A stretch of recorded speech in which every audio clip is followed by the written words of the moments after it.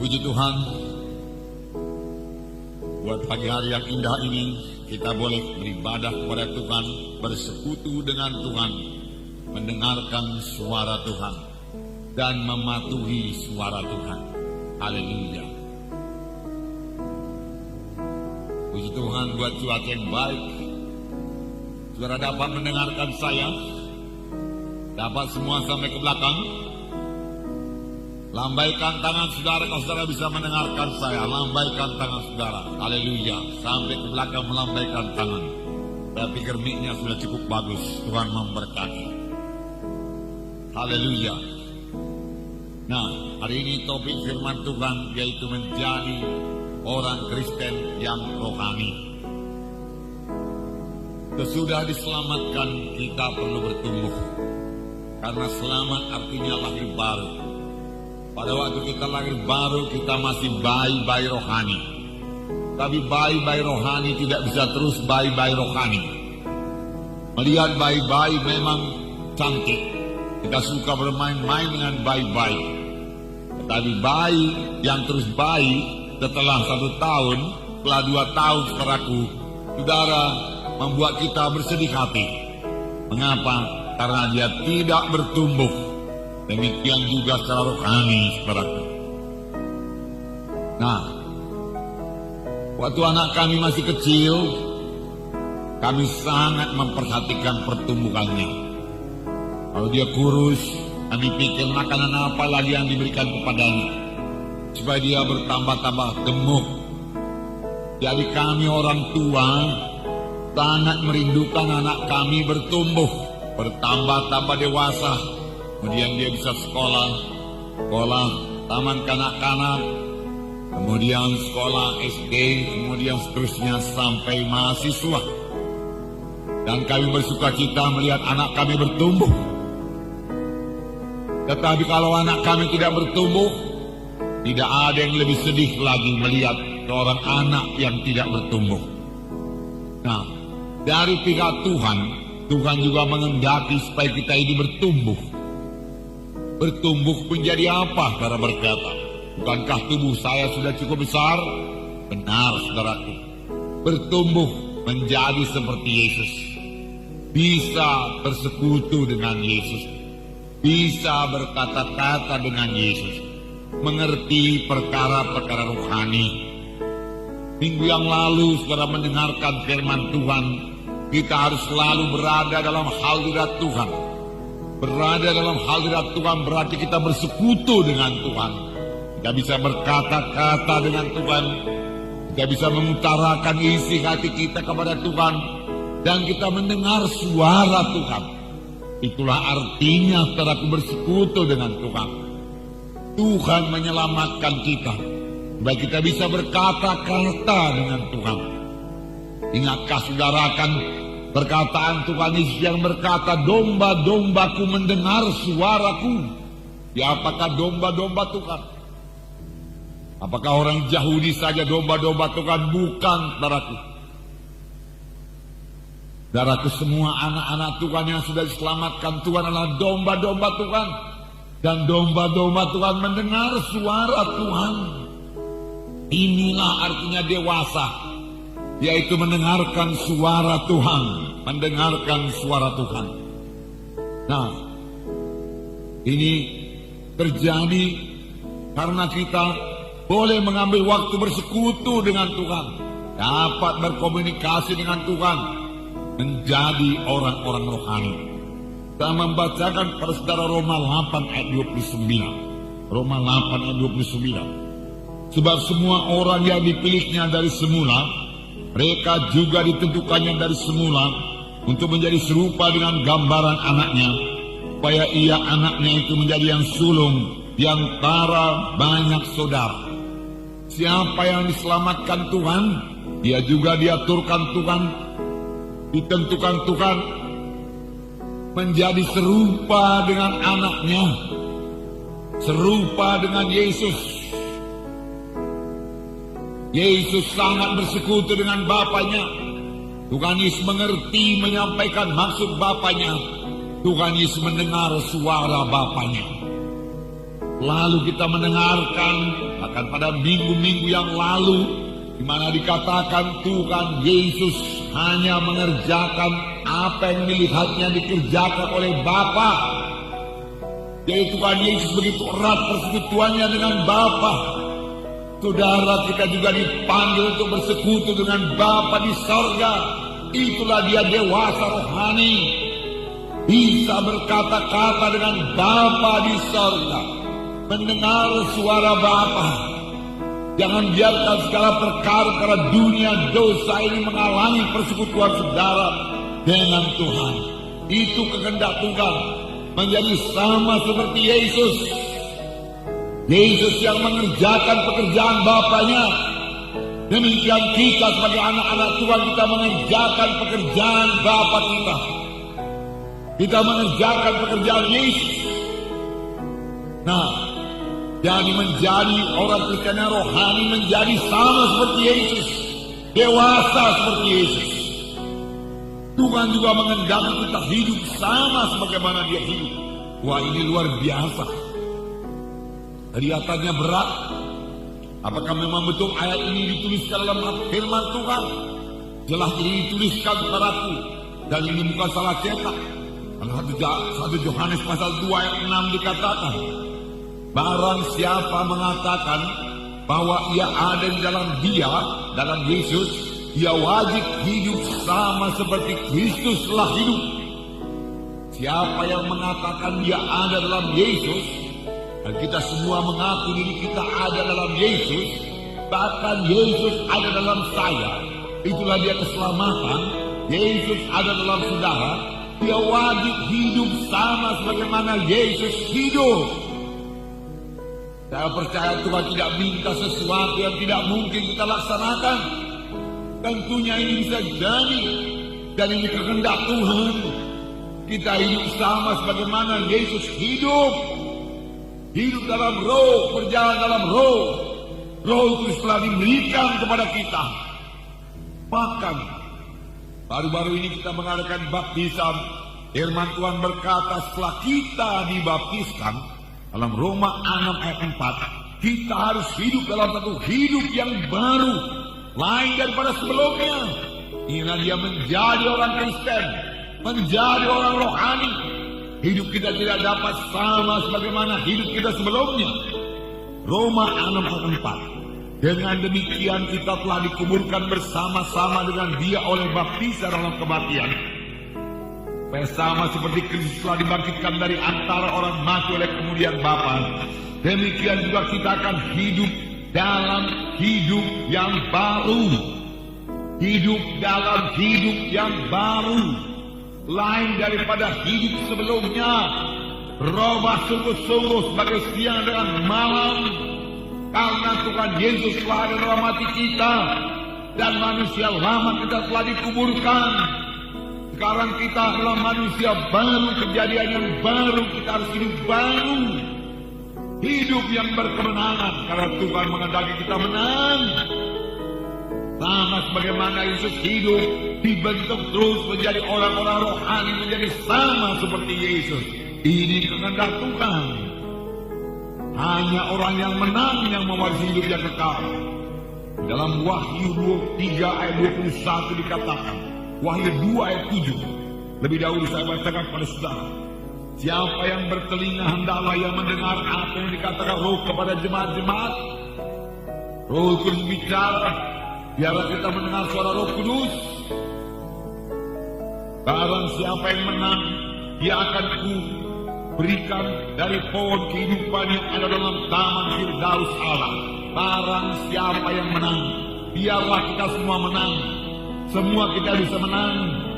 Tuhan telah memberikan Roh Kudus kepada kita. Dalam Wahyu pasal 3 ayat 21 dikatakan, barang siapa yang menang, dia akan kedudukan bersama-sama dengan aku di atas tahtaku, bagaimana aku telah menang dan duduk bersama-sama dengan Bapa-Ku di atas tahtanya.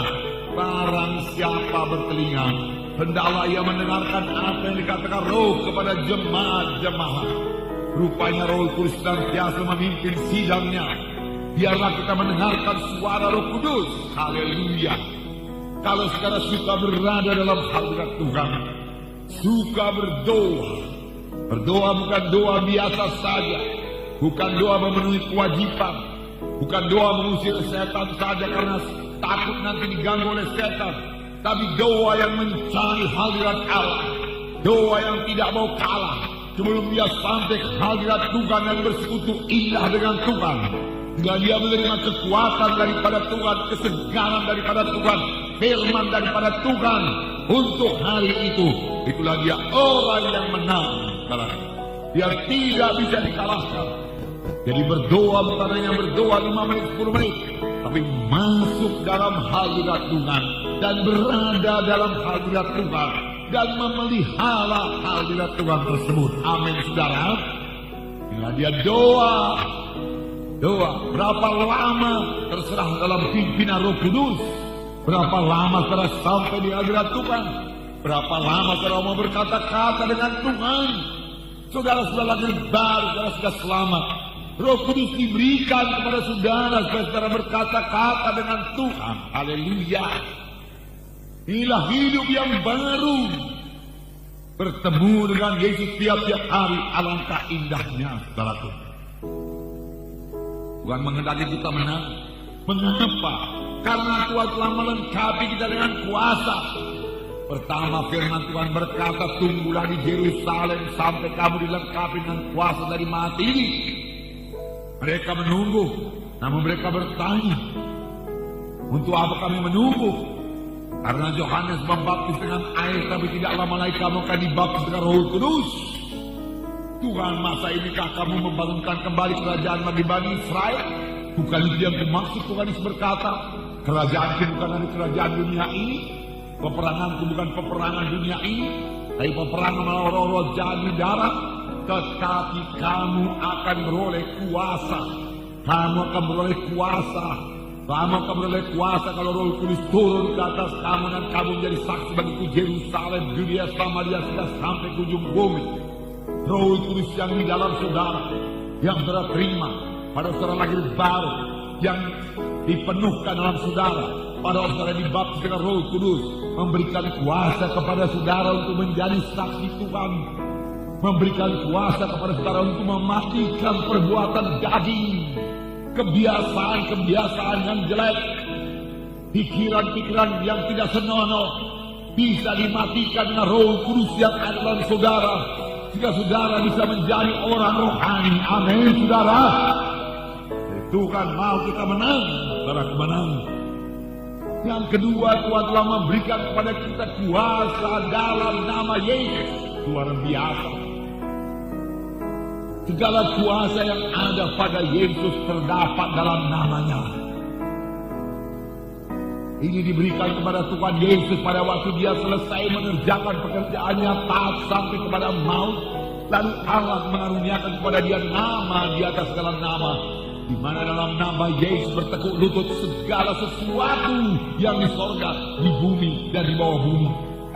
Segala kuasa yang ada di bumi ini sekarang, segala kuasa-kuasa kegelapan, segala penguasa-penguasa jahat di udara, pemerintahan-pemerintahan semua tunduk dalam nama Yesus, dalam nama Yesus. Dan Tuhan Yesus telah menganugerahkan dalam nama Yesus tersebut kepada gereja. Oleh sebab itu gereja harus berkuasa, anak-anak Tuhan harus berkuasa. Itu sebabnya Tuhan minta anak-anak Tuhan itu harus menang, harus menang. Barang siapa yang menang, karena Tuhan telah memberikan kepada kita kuasa yang luar biasa. Puji Tuhan, saudara. Amin, saudara. Satu lagi, saudara, yang sangat berkuasa, yaitu firman Tuhan. Firman Tuhan tidak kehilangan kuasanya. Firman Tuhan berkuasa untuk menciptakan apa yang tidak ada menjadi ada. Firman Tuhan berkuasa menyembuhkan. Firman Tuhan menambah iman saudara. Firman Tuhan menjadi milik saudara. Haleluya. Haleluya. Nah, saudara, Saudara boleh percaya kepada firman Tuhan, bersandar kepada firman Tuhan, dan saudara tidak akan pernah dipermalukan. Firman Tuhan belum kehilangan kuasanya. Ucapkan firman Tuhan kepada gunung-gunung, maka gunung-gunung akan tersampai. Amin, saudara. Di dalam nama Yesus kau bunuh penyakit. Saya perintahkan kau pergi di dalam nama Yesus. Karena oleh bilu Yesus saya sudah sembuh. Saya mengucapkan firman Tuhan kepada penyakit. Firman Tuhan tidak kembali kosong. Firman Tuhan berkata, oleh sebab itu biarlah anak-anak Tuhan kaya dengan firman Tuhan. Sayangnya banyak orang Kristen sangat miskin dengan firman Tuhan. Padahal firman Tuhan berkata, hendaklah firman itu berdiam dalam kamu dengan segala kekayaannya. Biar kita selalu mengucapkan firman Tuhan. Bahkan buku Habakuk berkata, dunia ini akan dipenuhkan dengan firman Tuhan. Amin, saudara. Tugas kita sebagai anak-anak Tuhan bicara daripada firman Tuhan, kaya dengan firman Tuhan. Bahkan buku Amsal berkata, taruhlah firman itu dalam hatimu, jangan menjauh dari matamu. Perhatikanlah perkataanku, firman Tuhan berkata, jangan menjauh dari matamu, simpan di lubuk hatimu. Apakah itu firman Tuhan? Maka itu akan memberikan kesembuhan bagi seluruh tubuhmu dan kehidupan bagi mereka yang mendapatkannya. Firman Tuhan yang kita perhatikan, yang tidak menjauh dari mata kita, yang kita simpan di lubuk hati kita, membawa kesembuhan bagi seluruh tubuh kita. Berarti kalau kita penuh dengan firman Tuhan, penyakit tidak berkuasa atas kita, karena firman Tuhan itu berkuasa. Jangan lupakan firman Tuhan, taruhlah hati saudara, isi hati saudara dengan firman Tuhan. Amin. Amin, saudaraku. Isi hati dengan firman Tuhan. Baca Alkitab saudara, dengarkan firman Tuhan hari Minggu. Hari Minggu hari kebaktian. Tidak ada acara lain yang bisa mengganggu kebaktian hari Minggu. Hargakan kebaktian Minggu. Amin, saudara. Hargakan. Hari itu hari itu memuji, hari menyembah Tuhan. Puji Tuhan, sama sebagaimana bangsa Israel menghargakan hari Sabat, saudara. Dan yang melanggar hari Sabat dibunuh. Ketahui itu perjanjian lama kerap kali badani. Sekarang perjanjian baru adalah rohani. Maka hari Minggu hari beribadah kepada Tuhan, di mana kita mendengarkan firman Tuhan.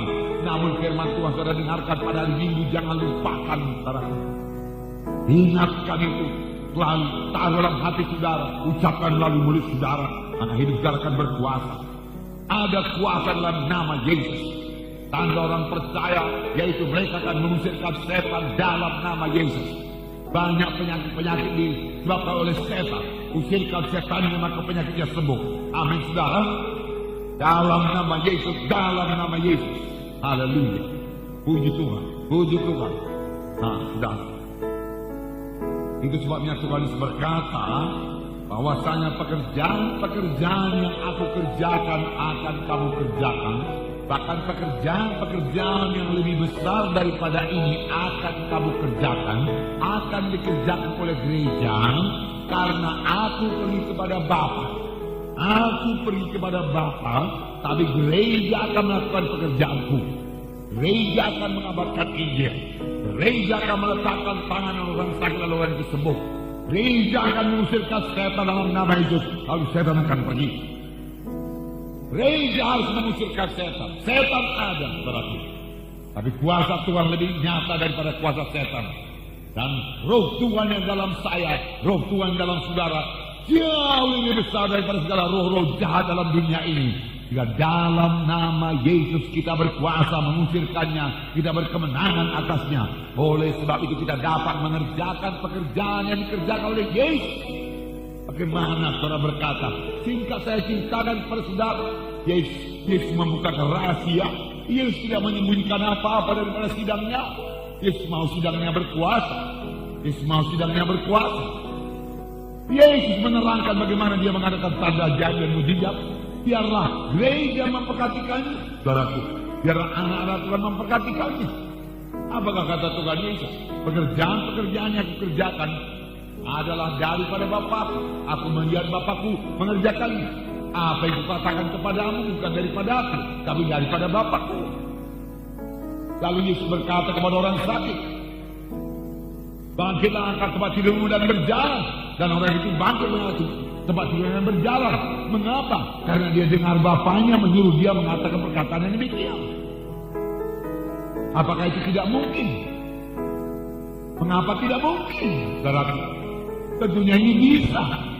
Ini kembali saya terangkan kepada saudara adalah karena persekutuan Tuhan Yesus yang sangat erat dengan Bapaknya.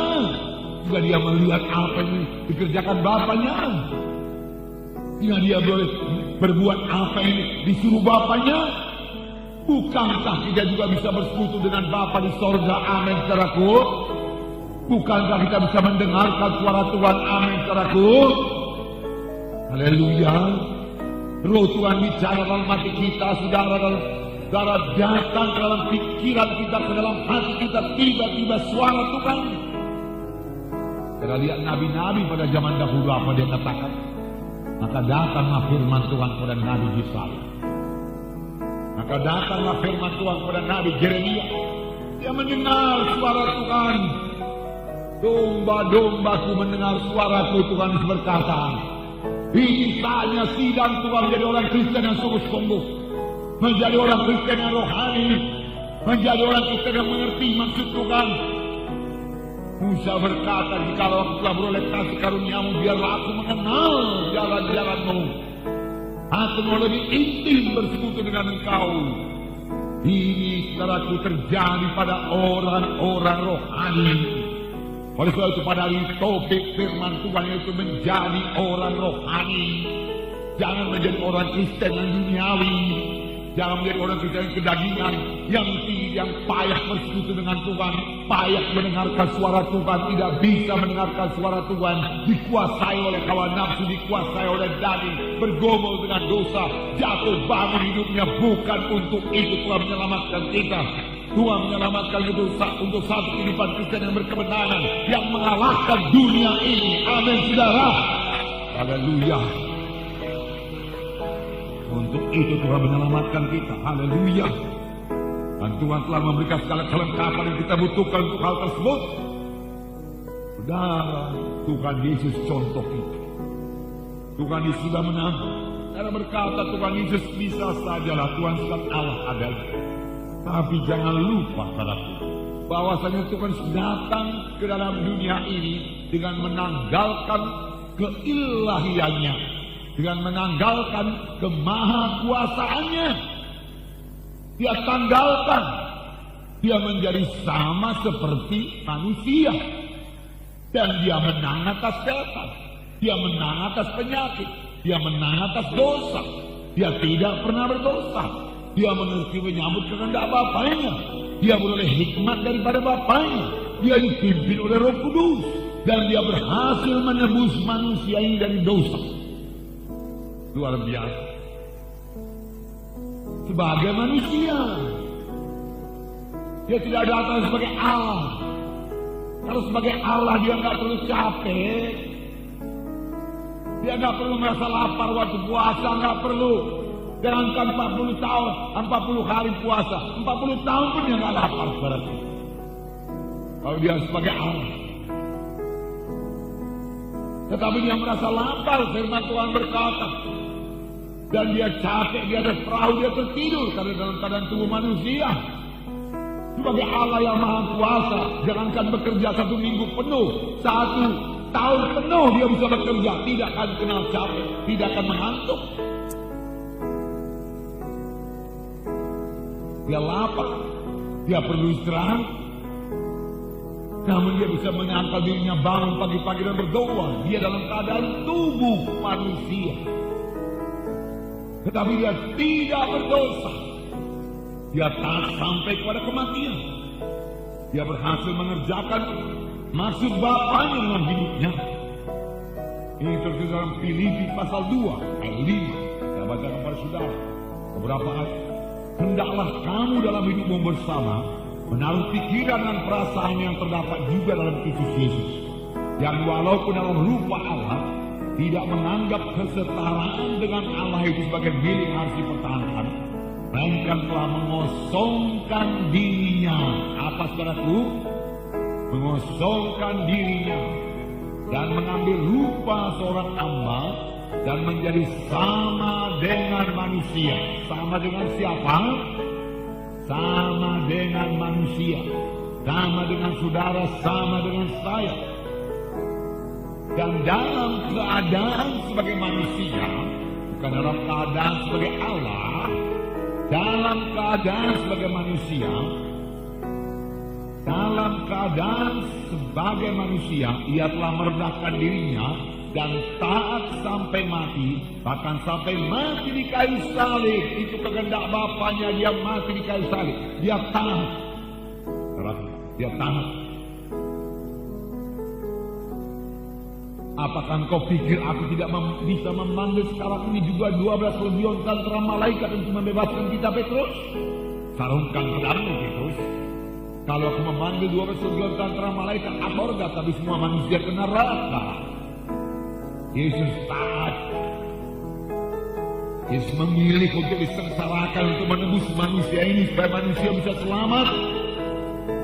Karena itulah jalan satu-satunya kepada manusia ini menerima keampunan dosa, menerima hidup. Karena semua manusia sudah berdosa dan telah kehilangan kemuliaan Allah. Mati rohani. Manusia perlu menerima kehidupan rohani. Oleh sebab itu manusia perlu lahir baru. Lahir baru. Dari firman Tuhan dan roh Tuhan. Itu sebabnya Tuhan Yesus menanggungkan semua sengsara tersebut. Sebenarnya dia menanggung dosa seluruh manusia. Ditimpakan kepada Tuhan Yesus. Dan Tuhan dihukum karena dosa manusia tersebut. Supaya manusia boleh sampai kepada hidup yang kekal. Itu maksud Tuhan Yesus. Itu sebabnya dia mengangkat salib dari Yerusalem ke Golgota. Di mana di kayu salib, di mana dia dipaku di kayu salib, kaki dipaku, tangan dipaku, kepala diberi mahkota duri, tergantung di antara langit dan bumi. Sama sebagaimana Musa mengangkat ular daripada belantara, demikian anak manusia harus disalibkan.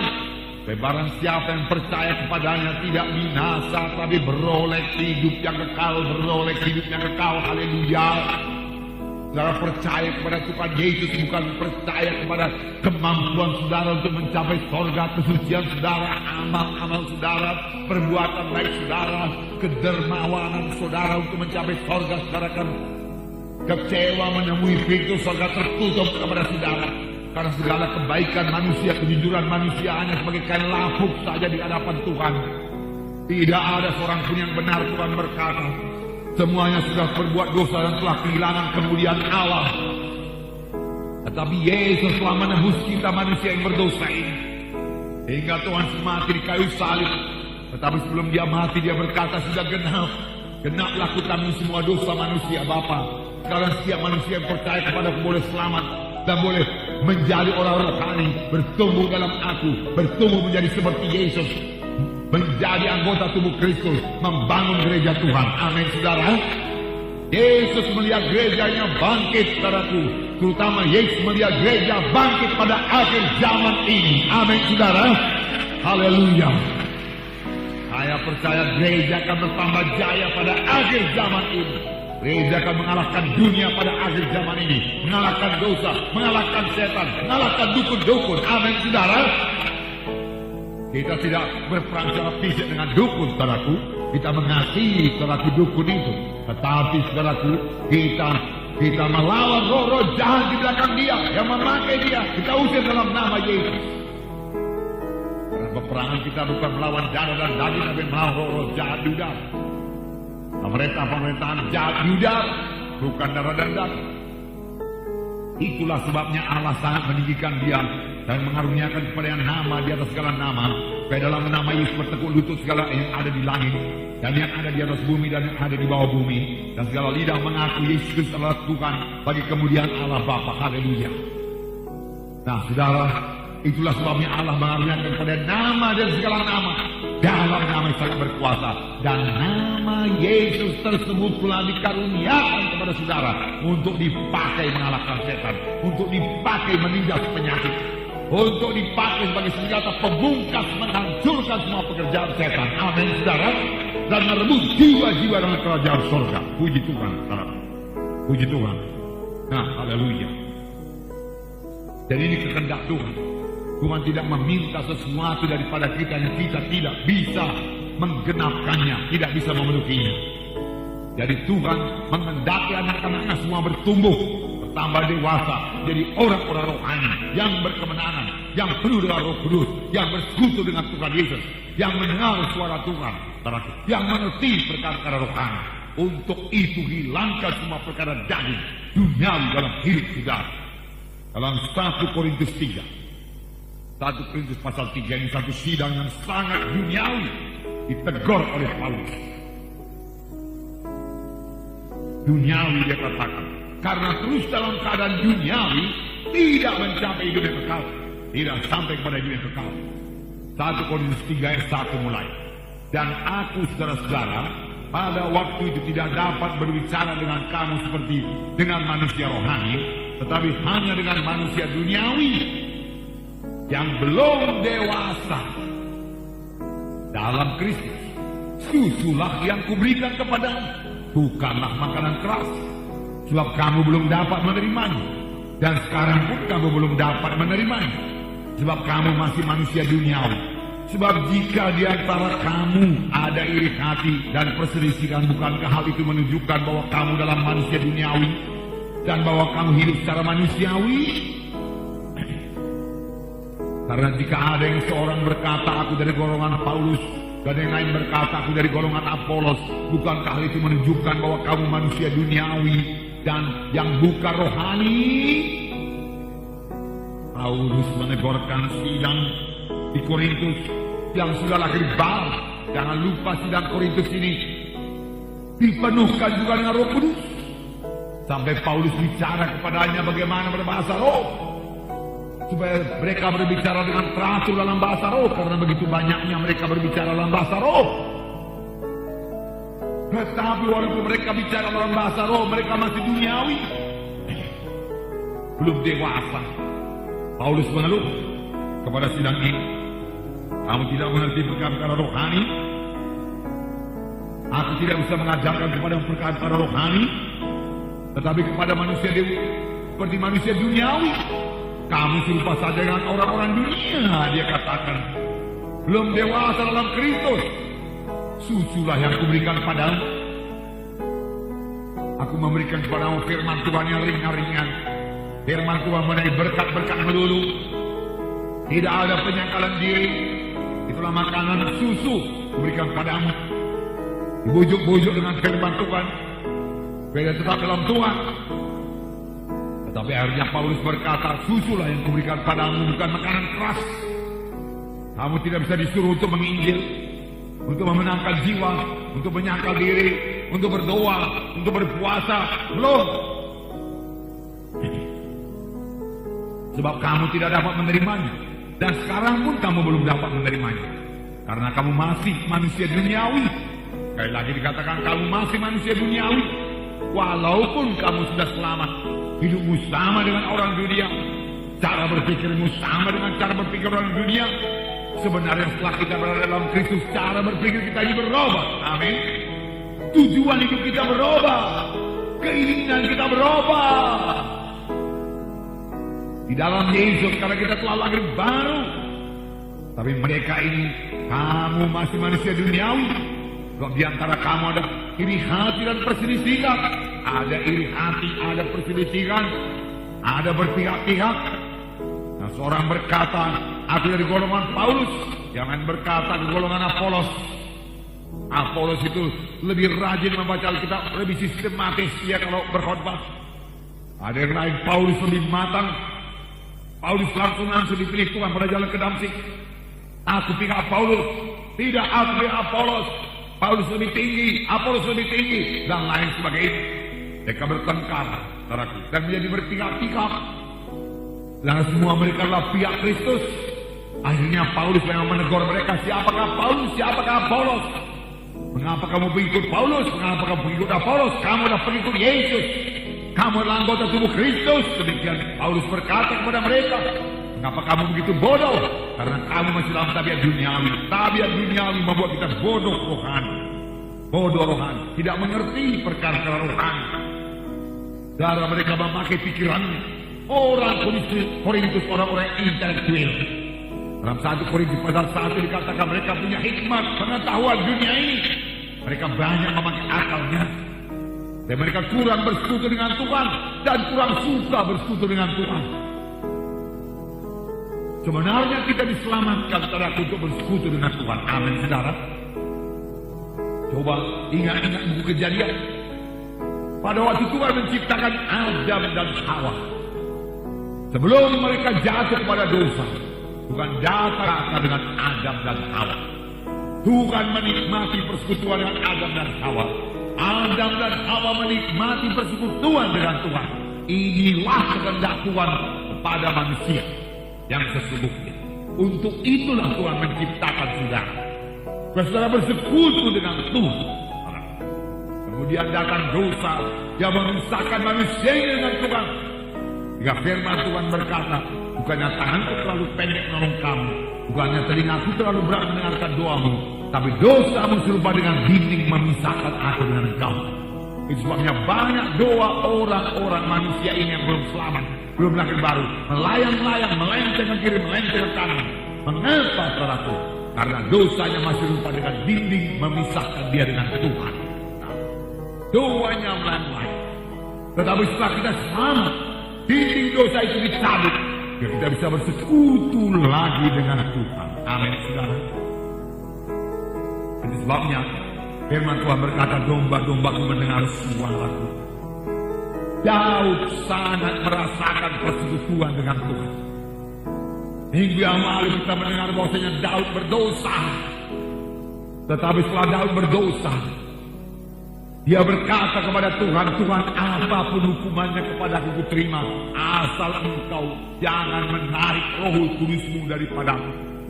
Janganlah kau buang aku dari hadirat-Mu, Tuhan. Tidak ada gunanya hidupku di luar hadirat-Mu. Dia menikmati hadirat Tuhan. Dia telah lama bersekutu dengan Tuhan. Dia menikmati berkata-kata dengan Tuhan. Dia menikmati bersama-sama dengan Tuhan. Maria menikmati bersama-sama dengan Tuhan. Tuhan datang ke rumahnya. Maria duduk di bawah kaki Tuhan Yesus dan berkata-kata dengan Tuhan Yesus. Marta sibuk melayani, sibuk menyediakan makanan. Menyediakan makanan pada waktu itu, saudaraku, lebih sulit daripada menyediakan makanan pada zaman sekarang. Kalian makanan-makanan di supermarket sudah dibersihkan, saudaraku. Ya, kalau ikan-ikan itu sudah dibersihkan, tinggal menggoreng saja lagi. Kalau pada waktu itu, saudaraku, tentunya saudaraku diambil kambing domba, saudaraku disembelih lagi dulu, dipopek lagi dulu bulunya semuanya, saudara. Kemudian dibakar, kemudian baru sediakan makanan, saudara. Boleh jadi tepungnya pun ditumbuk lebih dahulu. Marta sangat sibuk melayani. Tapi Tuhan berkata, kemudian Marta ini saudaraku berkata kepada Tuhan Yesus, Tuhan, apa kau biarkan aku saja yang bekerja? Maria duduk saja mendengarkan di bawah kakimu. Tuhan Yesus berkata, Maria telah berbuat yang terbaik. Maria telah berbuat yang terbaik. Duduk di bawah kaki Tuhan, mendengarkan suara Tuhan. Belajarlah dari ini, saudaraku. Kalau saudara pada pagi hari, saya katakan pada saudara, kalau saudara pada pagi hari tidak duduk di bawah kaki Tuhan seperti Maria, tapi pada pagi hari juga sudah sibuk seperti Marta, maka sepanjang hari saudara akan terus sibuk dan capek seperti Marta, kemudian jatuh pada bersungut-sungut, jatuh pada kehendak dada. Tapi kalau saudara seperti Maria, pada pagi hari duduk lebih dahulu di bawah kaki Tuhan, mencari wajah Tuhan dan berkata-kata dengan Tuhan. Kekuatan daripada Tuhan mengalir dalam mendengar suara Tuhan, persekutuan saudara baik dengan Tuhan, Roh Kudus memenuhkan saudara, maka segala pekerjaan saudara pada hari itu pasti diberkati Tuhan. Amin. Haleluya. Beri tepuk tangan yang meriah buat Tuhan Yesus. Haleluya. Puji Tuhan, puji Tuhan. Mari kita lihat ciri-ciri manusia duniawi. Baik kita sadar, jujur. Kalau masih ada kita dalam tabiat duniawi, tabiat daging, kita bertobat. Amin. tinggalkan. Kalau tetap dalam tabiat duniawi, firman Tuhan berkata, kamu akan mati kelak. Mati kelak artinya tidak ke sorga. Oleh sebab itu semua kita perlu berubah, dan bisa berubah. Ada kekuatan diberikan Tuhan. Roh Kudus sudah diberikan Tuhan kepada saudara. Sebab dengan Roh Kudus saudara berkemenangan. Amin, saudara. Menjadi orang-orang rohani. Di dalam Korintus, saudaraku, tidak bertumbuh. Jadi dikatakan, belum dewasa dalam Kristus, susulah yang diberikan kepadamu, bukan makanan keras, sebab kamu belum dapat menerimanya, dan sekarang pun kamu belum dapat menerimanya. Susu, bayi-bayi rohani, sudah tahu bayi-bayi, bagaimana bayi-bayi digendong, bagaimana bayi-bayi kalau dia basah, orang tuanya harus mengganti popoknya, yang mengasuhnya mengganti popoknya, dia sendiri tidak bisa mengurus dirinya, jangankan mengurus orang lain, jangankan melayani orang lain. Demikian bayi-bayi rohani harus diurus, didoakan. Sedikit-sedikit ada persoalan, dia tidak bisa mengatasi persoalannya. Dia tidak bisa punya iman, saudaraku. Mengapa? Karena bayi-bayi rohani tidak bertumbuh. Memang banyak halangan untuk bertumbuh. Saya lihat dalam perumpamaan benih itu. Mengapa benih tidak bertumbuh? Pertama di tanah berbatu-batu memang sudah tumbuh, tapi tidak bisa bertumbuh, berbuah. Mengapa? Batu-batu banyak pencobaan. Setan tidak senang setelah diselamatkan, apalagi bertumbuh. Oleh sebab itu setan memakai strategi. Kalau sudah selamatlah, tapi jangan bertumbuh. Karena anak Tuhan yang bertumbuh, yang bersekutu dengan Tuhan, yang mengerti maksud Tuhan, yang mengerti kuasa Tuhan, yang mengerti bersaksi, memenangkan jiwa-jiwa, menjadi ancaman bagi setan. Tapi orang Kristen duniawi, saudaraku, tidak membahayakan kerajaan sorga. Biarin di situ, tidak peduli. Dia tidak akan memenangkan jiwa, dia tidak akan bersaksi, dia tidak akan berdoa dalam nama itu, dia tidak akan mengusir setan. Kerajaan setan tidak terganggu oleh dia, bahkan dia hidup secara dunia. Maka setan membuai-buai dia sehingga dia merasa puas dengan keadaannya. Bayi-bayi tidak bisa mengurus orang lain, saudara. Dan apalagi, saudaraku, saudara, perkara-perkara dunia ini bisa menarik orang-orang Kristen. Tuhan dikatakan mengenai perumpamaan benih itu, yaitu yang jatuh di semak duri, tidak bertumbuh. Mengapa? Karena duri itu membunuh benih tersebut.